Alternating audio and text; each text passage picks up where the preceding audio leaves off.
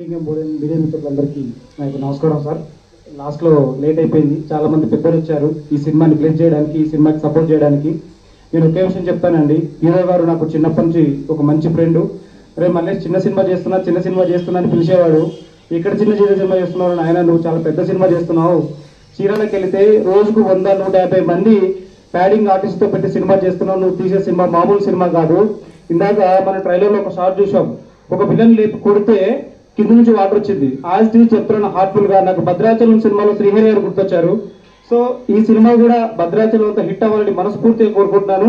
అన్న, నువ్వు తీసింది మామూలు సినిమా కాదు, చాలా పెద్ద సినిమా. దయచేసి దీన్ని ఎవరు చిన్న సినిమా అని అనుకోవద్దు. బ్యాంకాక్ వెళ్ళి కూడా 2 సాంగ్స్ షూట్ చేసుకుని రావడం జరిగింది. ఎప్పుడు చూసినా సినిమా గురించి మాట్లాడతాడు. సినిమా ఆయన చేసే బిజినెస్ కావచ్చు, ఆయనకున్న మేధాశక్తి కావచ్చు, ఆయన సంపాదించుకుంటే కొన్ని కోట్లు ఎనికిసుకునేవాడు. కానీ సినిమా తప్ప ఆయన సంపాదన మీద ఇంట్రెస్ట్ లేదు. ఈ సినిమా ఖచ్చితంగా హిట్ అయ్యి